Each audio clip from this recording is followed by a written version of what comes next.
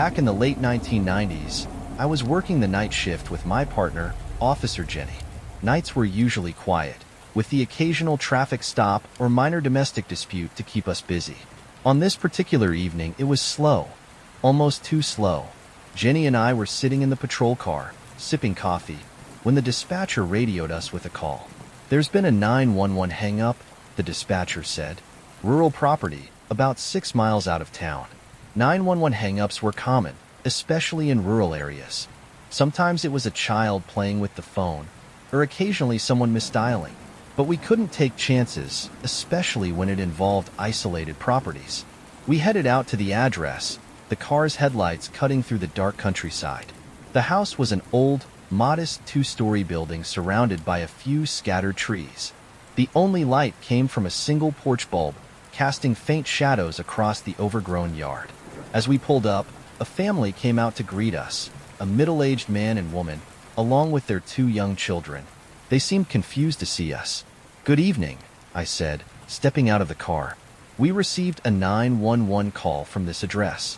Is everything all right?" The man shook his head. "Nobody called 911, he said. His accent was thick, suggesting he was a recent immigrant. "Maybe it's a mistake?" Jenny and I exchanged a glance. It wasn't unusual for people to deny calling, but we had to be sure. "Would you mind if we checked inside the house?" Jenny asked.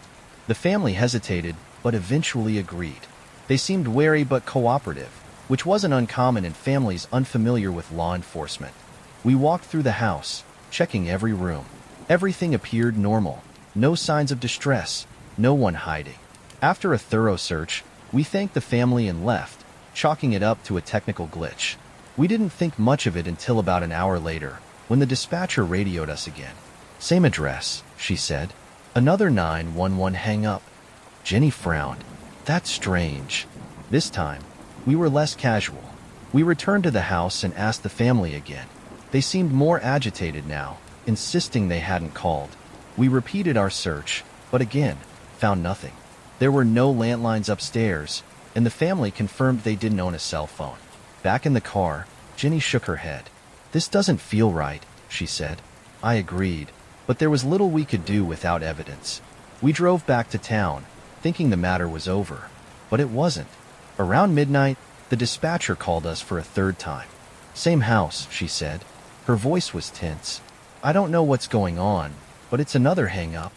Jenny and I exchanged uneasy glances. "We're heading back," I said into the radio. When we arrived at the house, the family looked genuinely distressed. "We didn't call," the father said, his voice rising. "We swear we didn't." This time, we asked if we could check the property outside.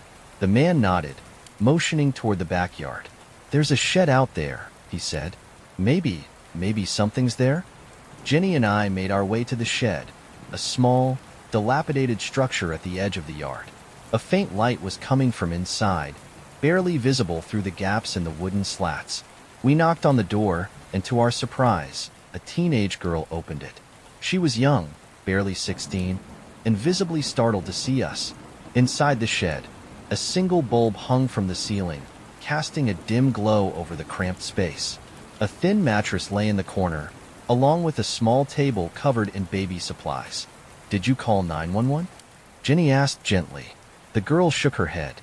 "No, I didn't," she said, her voice trembling. That's when we noticed the baby, a tiny, fragile newborn wrapped in a blanket, lying on the mattress. Jenny knelt down to take a closer look. The baby didn't look well. Its skin was pale, and its breathing was shallow. "Is everything okay with the baby?" Jenny asked. The girl's eyes filled with tears. I don't know," she admitted. "He's been sick for a few days." Jenny's tone softened. "Why are you and the baby out here instead of inside the house?" she asked. The girl hesitated, then broke down sobbing. Through her tears, she explained that she was unmarried, and in her family's culture, having a child out of wedlock was considered shameful. Her parents had forbidden her from staying in the house with the baby. Instead, she had been living in the shed, relying on scraps of food and old blankets to survive. It was heartbreaking. Jenny gently told her that the baby needed immediate medical attention. The girl nodded, clutching the infant tightly as we led her to the patrol car. We rushed them to the hospital, where doctors confirmed that the baby was suffering from severe dehydration and malnutrition. Thankfully, the staff managed to stabilize the child. Over the next few days, Jenny became deeply involved in the case. She visited the young mother at the hospital regularly, helping her connect with social services and public assistance programs. The girl was grateful but remained deeply troubled by one detail. "I didn't call 911, she told Jenny one afternoon. "I didn't even have a phone in the shed." Jenny frowned. "Are you sure?" The girl nodded. "The shed doesn't even have electricity. I don't know how anyone could have called." Then, hesitantly, she added, "But my grandma used to call 911. A lot. When my grandpa got really sick, she would call and hang up because she didn't know how to explain what was wrong in English." Jenny's expression softened. "What happened to your grandma?"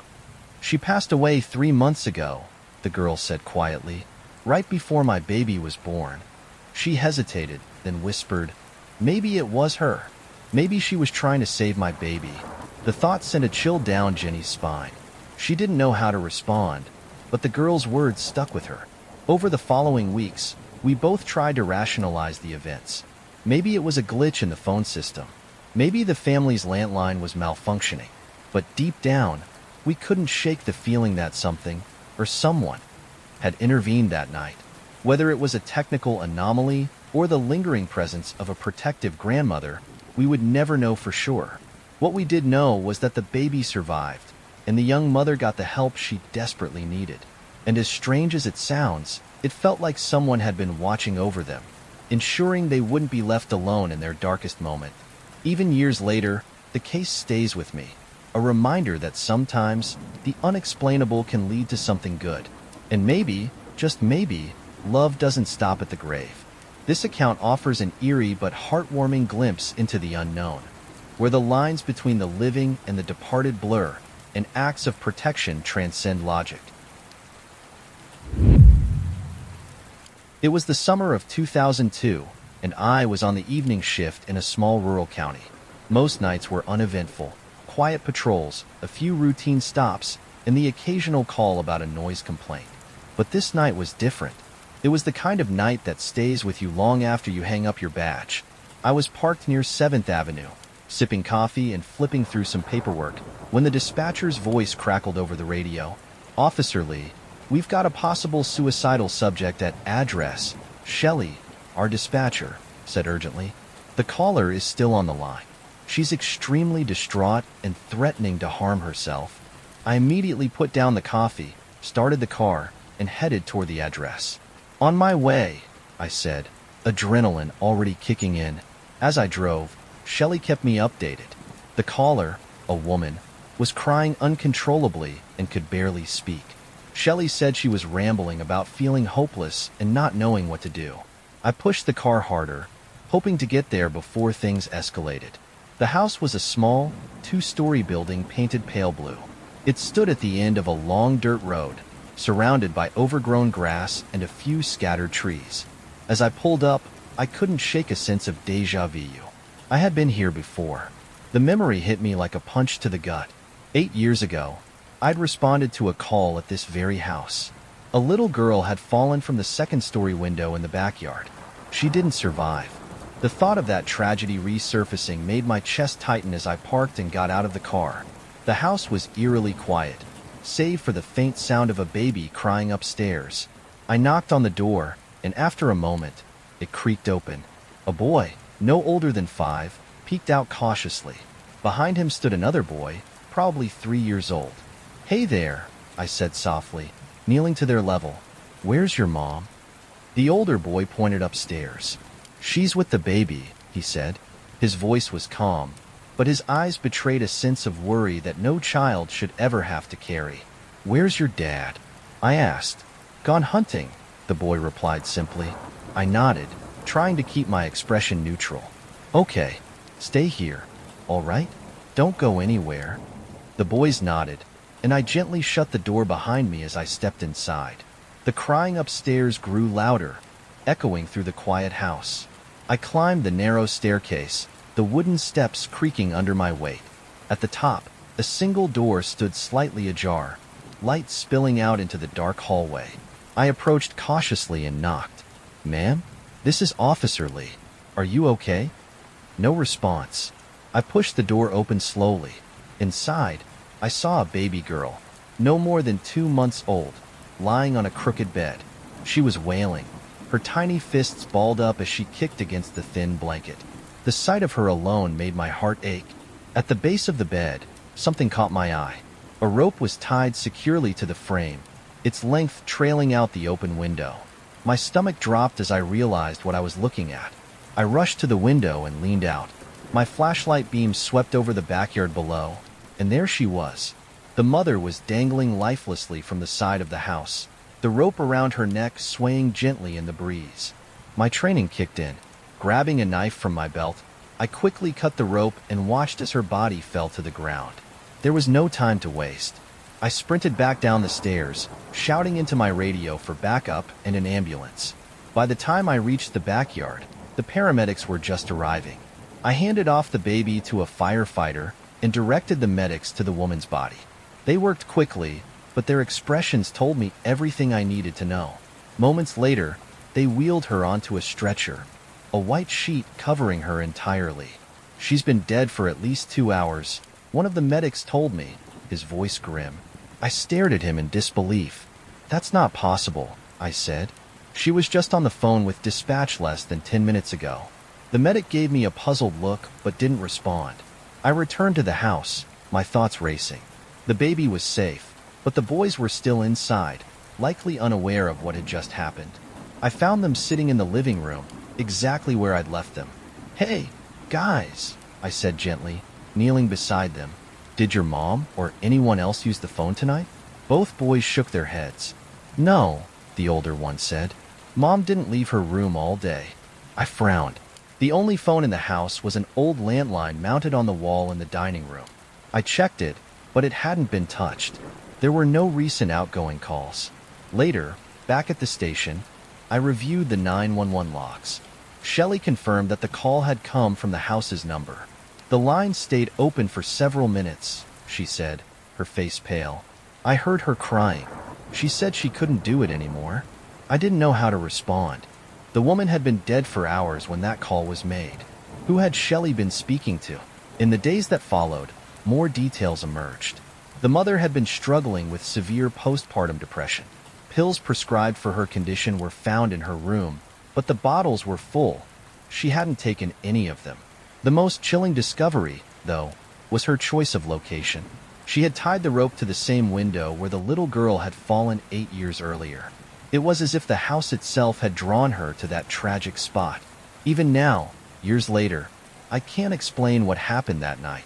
The memory of the baby's cries, the rope trailing out the window, and the voice on the other end of the line still haunts me. Did she somehow call for help after her death, desperate to save her children? Or was it something else? Something we'll never fully understand? Whatever the truth may be, one thing is certain. That house holds more pain and sorrow than any one family should ever have to bear. And it's a night I'll never forget. This chilling tale reminds us that the line between life and death can sometimes blur, leaving behind echoes of desperation and tragedy. It was late fall, and I was working the night shift alongside Officer Mike. The air was crisp and carried the faint scent of wood smoke from nearby chimneys. Most of the town had gone to bed, leaving the streets eerily quiet. I was halfway through my shift when we received the call. A woman reported her husband missing.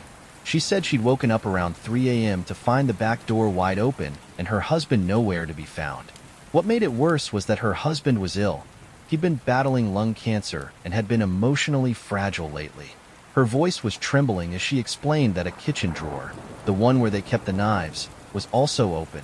The urgency in her voice made my stomach drop. Officer Mike and I immediately drove to the residence, a small, modest home at the edge of town, surrounded by dense woods. The woman was waiting for us on the porch, clutching a blanket around her shoulders. Her face was pale, her eyes wide with fear. As we approached, she quickly explained that her husband had been struggling with his diagnosis. "He hasn't been himself," she said, her voice breaking. I'm scared he might have gone into the woods to hurt himself. Mike gently sat her down on the porch and called for an ambulance in case she needed medical attention. Meanwhile, I headed to the backyard to begin the search. The yard was small and bordered by a waist-high fence. Beyond it stretched an expanse of dense, dark forest. A faint fog had settled over the ground, swirling around my boots as I climbed over the fence. The beam of my flashlight cut through the mist, illuminating the twisted branches and scattered leaves ahead. I had barely walked 20 feet into the woods when I noticed something that made my heart sink. A trail of blood. It wasn't much, just a faint smear here and there, but it was enough to tell me I was on the right track. I followed the trail cautiously, radioing Mike to let him know what I'd found. He assured me that he'd stay with the woman and keep an eye on the house while I continued the search. As I moved deeper into the woods, the air grew colder, and the trees seemed to press in around me. Every sound, my own footsteps, the rustling of leaves, the distant hoot of an owl, seemed amplified in the stillness. Then, I heard something else, footsteps. At first, they were faint, almost indistinguishable from the ambient noise.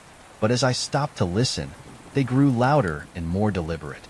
Someone was walking ahead of me, their steps crunching against the forest floor. My flashlight flickered briefly, and I cursed under my breath, giving it a firm shake to keep it steady. "Hello?" I called out, my voice firm. "This is the police. If you're out here, let me help you." The footsteps paused for a moment, then resumed, faster this time, as if whoever it was didn't want to be found. I quickened my pace, careful not to lose the trail of blood. My flashlight caught a glimpse of movement up ahead, and I finally saw him. A man wearing a white shirt and blue pajama pants, matching the description the wife had given us. He was walking unsteadily, his head bowed, and in his right hand, he held what looked like a kitchen knife. "Sir, stop!" I shouted. "I'm here to help you." The man didn't respond. Instead, he started weaving through the trees in a zigzag pattern, making it harder for me to follow. My heart raced as I drew my taser, keeping it ready in case he tried to turn on me. I chased him deeper into the woods, my flashlight bouncing with every step. The blood trail was growing fainter, but I could still see his figure moving ahead of me, illuminated by the pale light of the moon filtering through the trees. He rounded a large oak tree and disappeared from view. "Stop right there," I shouted, my voice echoing through the stillness. I approached the tree cautiously, my flashlight trained on its base. My instincts told me he was hiding behind it, waiting for me to get close. I circled the tree slowly, keeping my distance and repeating my commands. "Show me your hands. Drop the knife and come out where I can see you." But as I completed the circle, I realized he wasn't there. He had vanished. I froze, shining my flashlight in every direction, but there was no sign of him. The blood trail stopped abruptly at the base of the tree, as if he'd simply disappeared into thin air. My skin prickled with unease, and a deep sense of dread settled over me. Something about this wasn't right. Just then, Mike's voice crackled over the radio. "Lee, we found him." I pressed the button to reply. "What do you mean? I've been following him through the woods." "No," Mike said firmly. "He's inside the house. He was hiding in the pantry." I stared at the tree in disbelief, my flashlight shaking slightly in my hand. "That's not possible," I said. "I just saw him out here. I was chasing him." There was a pause on the other end of the line. "Well, he's here now," Mike said. "Alive, but weak. The paramedics are taking him to the hospital." I slowly backed away from the tree, keeping my flashlight trained on it as if expecting something to emerge. Then, I turned and ran back toward the house, my breath coming in short, sharp gasps. When I arrived, the paramedics were loading the man onto a gurney. His white shirt was stained with blood, and he looked pale and fragile, but he was alive. I stared at him, my mind racing. It was impossible. I had just seen him in the woods, moving with far more strength and agility than the man lying before me. "What happened?" I asked Mike, struggling to keep my voice steady. Mike explained that the man had been hiding in the pantry, clutching the knife and bleeding from a deep cut on his wrist. "He tried to hurt himself," Mike said, "but it looks like he missed the main artery. He's lucky we got here when we did." I didn't tell Mike what I'd seen in the woods. Even as I watched the ambulance drive away, the image of the man disappearing behind the tree lingered in my mind. Who, or what, had I been chasing? And why did it look exactly like the man we just rescued? In the days that followed, I tried to make sense of what had happened. I replayed the events over and over in my head, searching for a rational explanation. Maybe the stress of the situation had caused me to see things. Maybe the dim light and the shadows in the woods had played tricks on my eyes. But deep down, I knew it wasn't that simple. I had seen him, clear as day, and I had no doubt that he had seen me, too. Whether it was a spirit, a doppelganger, or something else entirely, I may never know. But one thing is certain. That night in the woods left me with questions I'll never be able to answer. This haunting story reminds us that some encounters defy logic, leaving us with only our instincts and the unsettling realization that we may never fully understand what we've seen. Working as a police officer, you get used to the unexpected. You see people at their worst, witness things that defy explanation, and develop a thick skin to deal with it all. But nothing I'd experienced in my career prepared me for what happened one cold autumn night when I was dispatched to a call that still haunts me to this day. It was just after midnight when the call came in. The dispatcher explained that a neighbor had reported loud shouting and banging coming from a house on Elm Street. The house had been rented out to a young couple, and according to the report, the commotion had been going on for nearly 20 minutes. Domestic disturbances were common in our line of work, and while they weren't my favorite calls, I took them seriously. These situations could escalate quickly, and I'd learned never to underestimate what I might walk into. I grabbed my flashlight, checked my radio, and headed out. When I pulled up to the house, the neighborhood was eerily quiet. The streetlights cast long shadows across the empty road, and a faint mist hung in the air. The house itself was an older two-story building with peeling paint and overgrown shrubs. As I stepped out of the car, I noticed that the lights inside were on, but the curtains were drawn, obscuring any view of the interior. I approached the front door cautiously, listening for any signs of activity. From inside, I could hear muffled voices, one male and one female. They were shouting, their words indistinct but filled with anger. Occasionally, there was a loud bang, like something heavy being thrown against the wall. I knocked on the door firmly. "Police, open up." The shouting stopped abruptly, replaced by an uneasy silence. For a moment, I thought no one was going to answer, but then the door creaked open slightly, and a man in his late 20s peered out. His face was pale, and his eyes were bloodshot, as though he hadn't slept in days. "Good evening, sir," I said, keeping my tone calm but authoritative. "We received a call about a disturbance. Is everything all right?" The man hesitated, glancing over his shoulder before replying. "Yeah, everything's fine," he said, his voice strained. "We were just arguing. It's nothing serious." I wasn't convinced. I could still hear faint sounds coming from inside, soft sobbing, followed by what sounded like someone whispering. I tilted my head, trying to listen more closely, and the man noticed. "Can I come in and have a look around?" I asked. He hesitated again, then sighed and stepped aside. "Yeah, sure," he muttered. "Go ahead." The house was small and sparsely furnished, with an air of neglect that suggested the couple didn't spend much time cleaning. The living room was cluttered with empty bottles and crumpled fast food wrappers, and the faint smell of mildew lingered in the air. The man led me to the kitchen, where his girlfriend was sitting at the table, her face buried in her hands. She was crying softly, her shoulders shaking. "Ma'am," I said gently, "are you all right? Do you need any medical attention?" She shook her head without looking up. "No," she whispered. "I'm fine." It was clear that the couple had been arguing, but something about the situation felt off. The tension in the air was almost palpable, and I couldn't shake the feeling that there was more going on than they were letting on. As I began to ask more questions, I heard it, a faint sound coming from upstairs. It was soft at first, like someone sobbing, but it quickly grew louder. The woman at the table froze, her eyes widening in fear. "What's that?" I asked, turning to the man. He looked genuinely terrified. "I don't know," he said. "We've been hearing it all night." The woman finally spoke up. "It's coming from the bathroom," she said, her voice trembling. "We've locked the door, but it won't stop." I nodded and made my way upstairs, the couple following hesitantly behind me. As I climbed the creaking wooden steps, the sobbing grew louder, interspersed with whispers that I couldn't quite make out.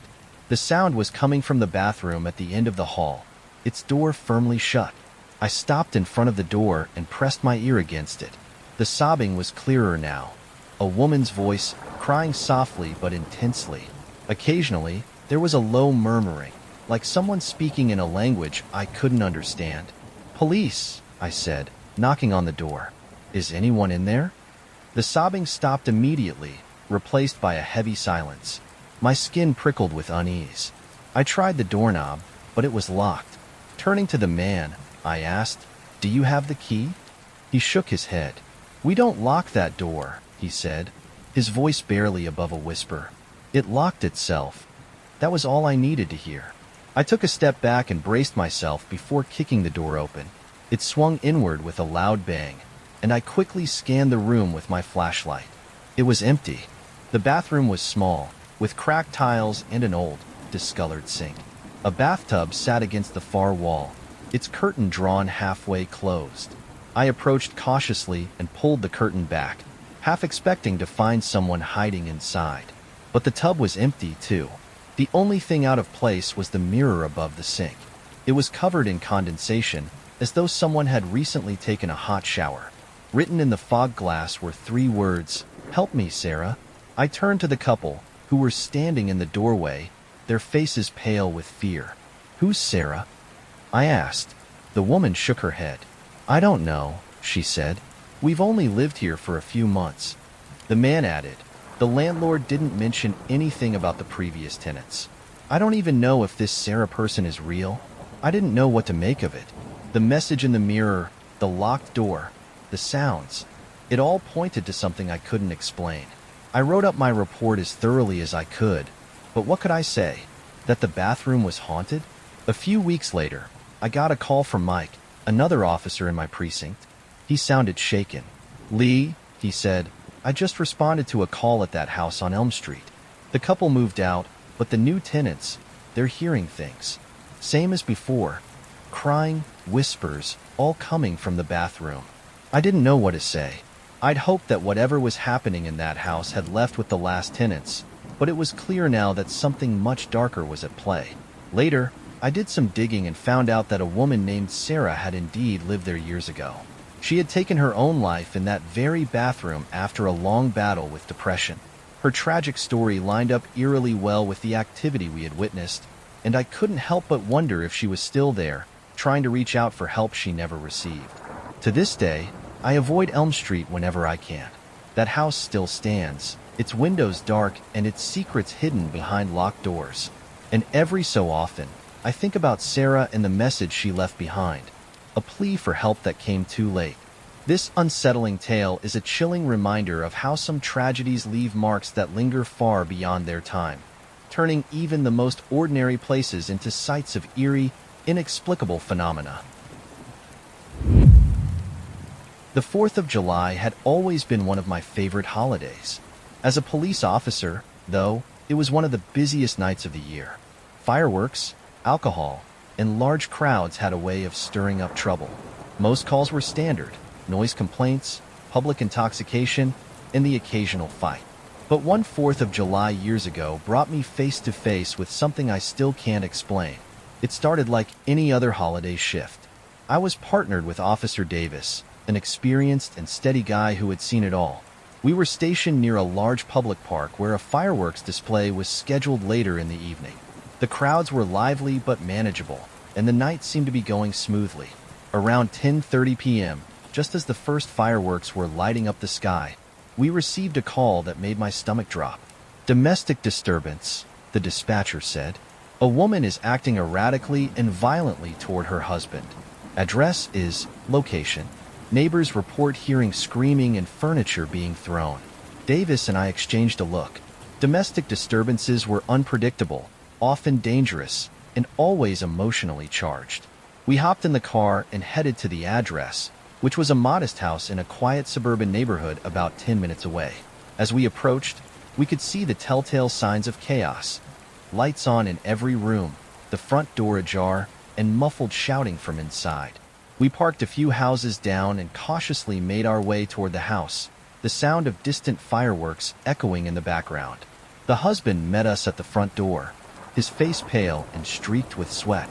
He was a burly man, probably in his mid-40s, but he looked shaken to the core. His hands trembled as he gestured for us to come inside. She's not herself," he stammered, his voice barely above a whisper. "Something's wrong with her." "What do you mean, not herself?" Davis asked, his tone calm but firm. "She's saying things she shouldn't know. And the way she's looking at me, it's not her. I don't know how to explain it." Before we could ask more, a loud crash came from the back of the house. We exchanged a quick glance and moved inside, the husband following close behind. The living room was a mess. Overturned furniture, broken glass, and what looked like scorch marks on the wall near the fireplace. We followed the sounds of shouting and banging to the kitchen, where we found the woman. She was standing in the middle of the room, barefoot and disheveled, her hair hanging in wild tangles around her face.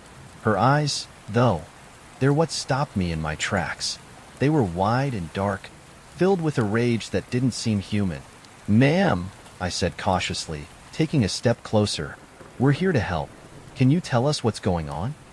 Her head snapped toward me so fast it was almost unnatural. A chilling smile spread across her face, and when she spoke, her voice was low and guttural, completely unlike the voice of the woman we'd been told about. "You shouldn't be here," she growled. "This is none of your concern." The husband moved behind us, trembling. "That's not her voice," he whispered. "That's not her." The woman laughed, a cold, hollow sound that made the hairs on the back of my neck stand up. She began pacing the kitchen, her movements jerky and erratic. As she passed the window, a burst of fireworks lit up the room, casting her shadow against the walls in strange, distorted shapes. "She always hated the 4th of July," she said, her tone almost mocking. "Do you know why?" I glanced at Davis, who shook his head subtly. We didn't answer her, but she continued anyway. "She hated the noise," the woman hissed. "The screaming, the crying. It reminded her of home, of the war. The things she did, the things she saw." The husband gasped, his face going even paler. How do you know that?" he stammered. "You've never talked about that." The woman's head tilted to the side, her expression twisting into something between amusement and malice. "It's not her who knows," she said. "It's me." I felt a cold chill spread through the room. The husband explained in a panicked rush that his wife's grandmother had served as a nurse in the Vietnam War, experiencing horrors she never spoke about. She'd died years ago, but somehow, this woman, his wife, was now recounting details she couldn't possibly have known. "We need to get her out of here," Davis said quietly, breaking the tension. "Sir, step outside while we talk to her." As Davis tried to guide the husband to the door, the woman's demeanor shifted again. She stopped pacing and stood perfectly still, her eyes locking onto me with an intensity that made me freeze. "You can't save her," she said, her voice dripping with venom. "She's mine now." Before I could respond, she lunged forward, grabbing a knife from the counter. I barely had time to react as she swung it wildly, her movements erratic but fast. Davis and I both drew our tasers and fired simultaneously, the prongs striking her in the chest and sending her crumpling to the ground. She lay there, twitching slightly but otherwise still, as we called for paramedics. The husband re-entered the room, his face a mix of relief and terror. What just happened?" he asked, his voice trembling. I didn't have an answer. I wasn't sure I wanted one. At the hospital, doctors reported that the woman had no history of mental illness or violent behavior. She had no memory of the events that had occurred and seemed genuinely confused when questioned. The husband refused to let her return to the house, and they moved out of the neighborhood shortly after. I did some research in the days that followed, trying to find any logical explanation for what had happened. I learned that the woman's grandmother had been severely traumatized during the war, suffering from night terrors and hallucinations until the day she died. But that didn't explain how her memories, or her presence, could have taken over her granddaughter. To this day, I can still hear the woman's voice, the way it shifted, the things she said, the look in her eyes.